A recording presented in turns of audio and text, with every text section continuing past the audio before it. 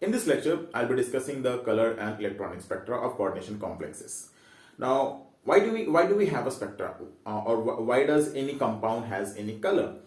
A compound has a color because there is some electronic transition taking place. And why it is known as electronic transition? Because the transition is occurring between the electronic energy levels. And why only electronic energy levels? Why not vibration or rotation? Because the energy difference between the two electronic energy levels falls in the region of UV visible spectrum, and that is why we see some color out of it.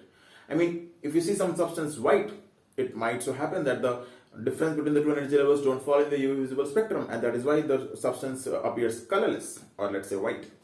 Okay, so now coordination compounds most of the time contain d orbital or transition cations or transition metals, and transition metals have this very nice property of having d orbitals, whose energy difference between two d orbitals lie in such a region that they have color. I mean, we know from our +2 classes that transition metals are so popular or so famous because they have their complexes have color, and that is why this color of transition metal complexes have been an active field of research for years, for centuries, and that is why questions come very regularly from this part of the coordination chemistry.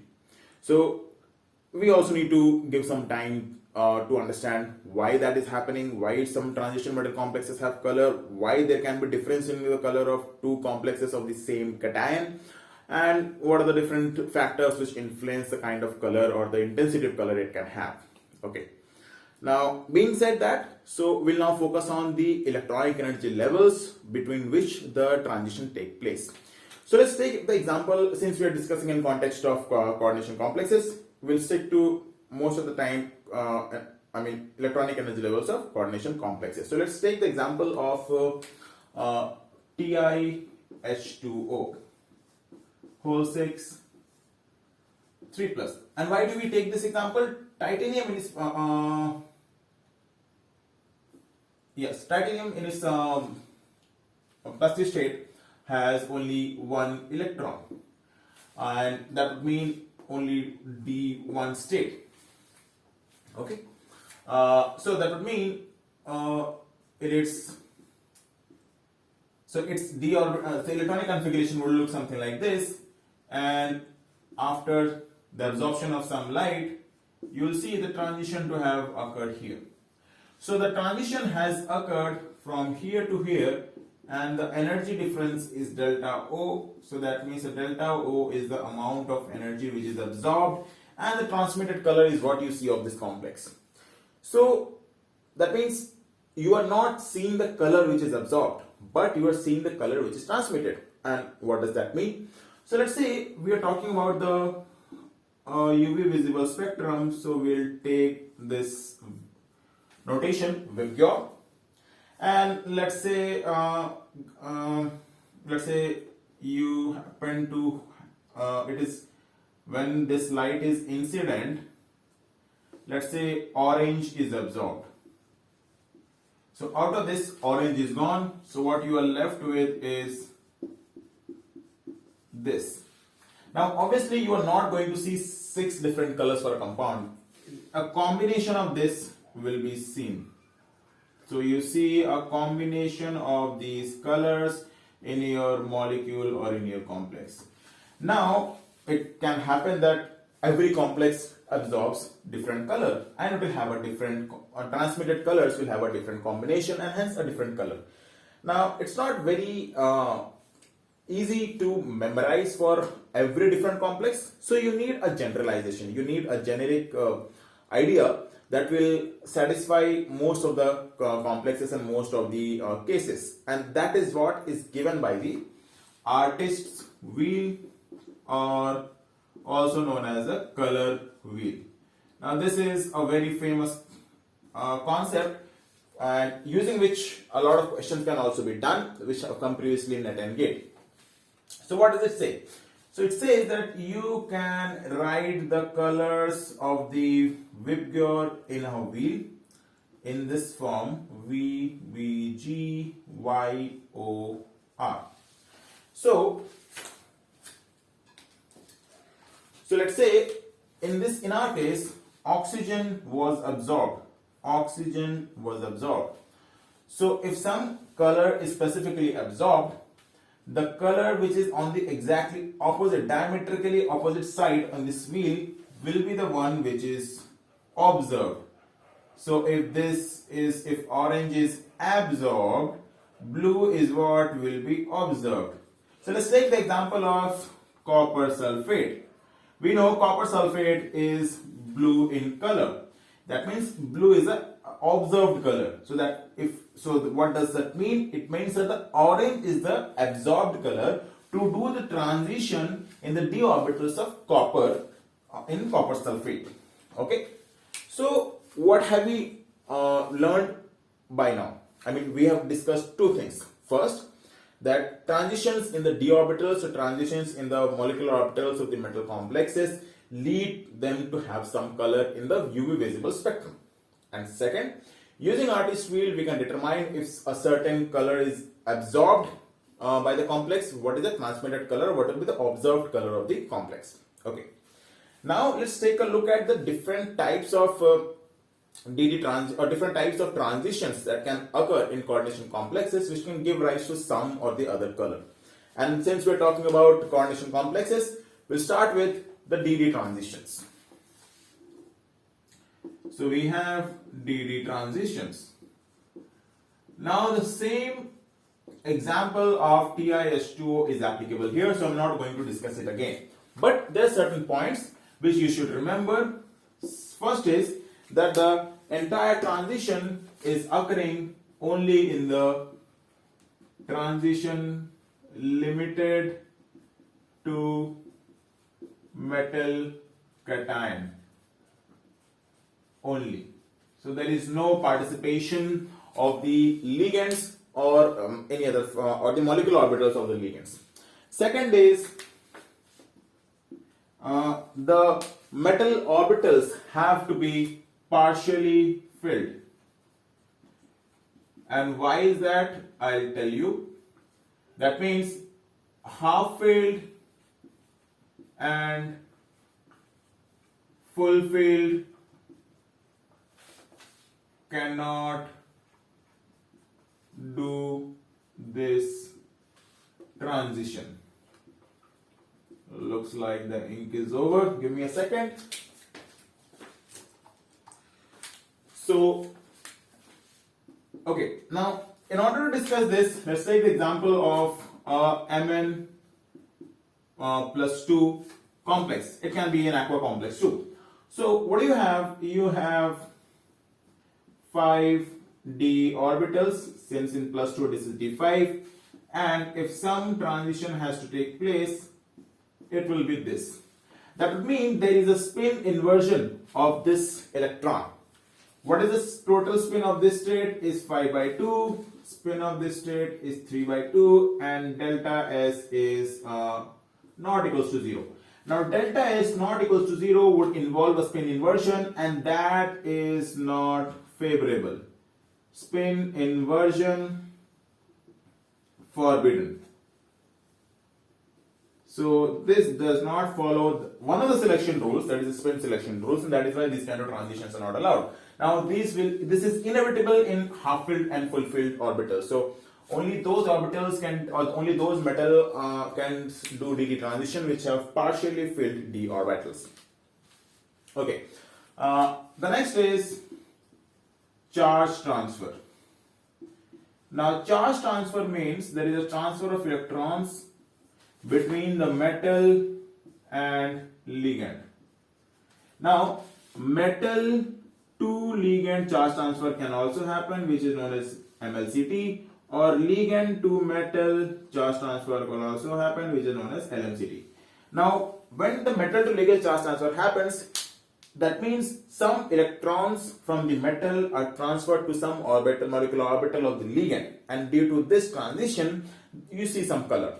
Now one more thing, the color of the complexes observed due to the DD transition are mostly pale. Now what do you mean by pale? They are not very deep or very intense. That means, let's take the example of nickel DMG. Now nickel DMG has rose red PPT. It's not a very dark color. Let's say I'm comparing with respect to MnO4, potassium permanganate, or potassium chromate. They have very intense color, and that is because DD transitions have pale color, but charge transfer have very intense color. So this is something that you can remember. Charge transfer transitions show very intense color. Why is that happening? We'll see when we discuss charge transfer spectra in more detail. We need to have a more detailed discussion on that too. Okay, so these are the first two types. Then we have transitions occurring in the ligands. So, ligand spectra. Now, it might so happen that transitions are occurring in the molecular orbitals of the ligand itself. Let's say you have ligands like Cl2, F2, Br2, or I2. Now, iodine and bromine, they have some, they already have their own color, and that is because the molecular transitions occurring in the molecular orbitals of these ligands. What kind of transitions can occur? So there can be transitions like sigma sigma star, pi pi star, n pi star, n sigma star. I think these are the more common ones. Now sigma sigma star being a very large energy difference, it's mostly colorless. And pi star mostly falls in the visible region. Both of these are most of the times blurred. And since pi star falls in the visible region, those molecules which have double bonds are known to be chromophores because they bring some color to the molecule. Because the transition between pi star falls in the UV visible region, and that is why they are known as chromophores. So even that is also true for complexes having molecules with double bonds. Okay. Next we have transitions occurring in cluster compounds. Now what do you mean by cluster compounds? Those complexes in which more than one metal is present and there are multiple bonds between the metals. Like if pi star can give rise to colors in ligands, multiple bonds should also do that. Multiple bonds present in metals should also be able to do that. Let's take the example of rhenium 2 Cl8 2-. The structure is something like this. We had seen in the previous lecture that metals can have 5 different bonds. And what are these bonds? So if you look at the molecular orbital diagram, these are 2 pi and 2 delta. So you have sigma, pi, delta, delta star, pi star, and sigma star. Now, all of the bonding molecular orbitals are occupied, and the transition that occurs is delta to delta star, which falls in the UV visible region, and you see a color. So transitions in the delta star in cluster compounds can also give rise to color.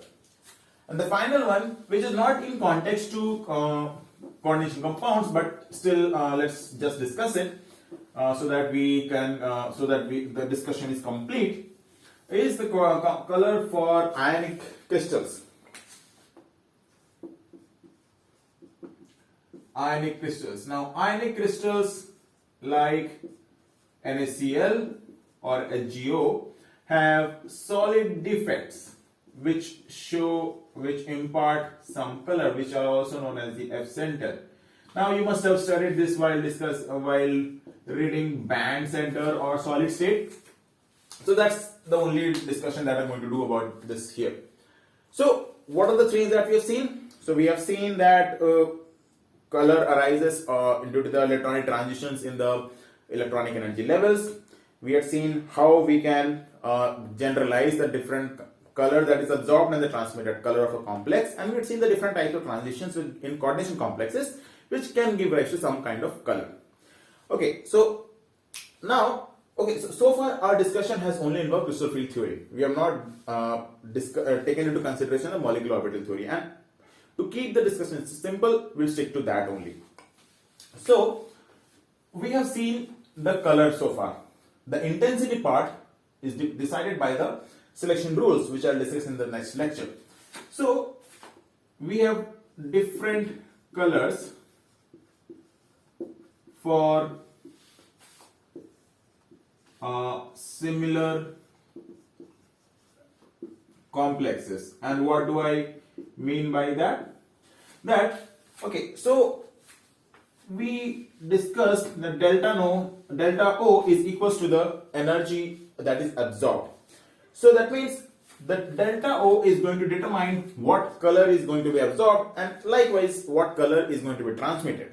Okay, so the splitting is going to decide the color that a compound is going to have.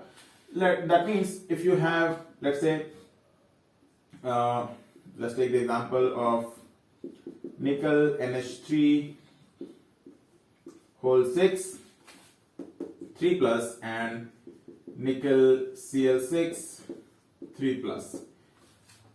This should be 3 minus.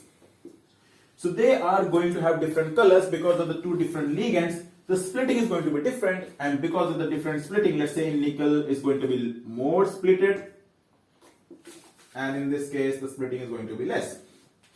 Since the delta O is different, the energy absorbed is going to be different, and the color transmitted is also going to be different. So the color, what color a complex is going to have is determined by the splitting. Okay, so intensity is decided by the selection rules, but the color is decided by the splitting that is occurring in the coordination complex. So I think that's all I wanted to discuss with respect to the color spectra. The color that the spectra is going to have. In the next lecture, we'll discuss the intensity, intensity of the color that is being shown by complexes, and what selection rules determine the intensity, and how the relaxations in those selection rules can lead to certain complexes to show color which otherwise would not do so. And after that, in the lecture later than that, I'll discuss the questions that have come from these two sections in NET GATE and TIFR.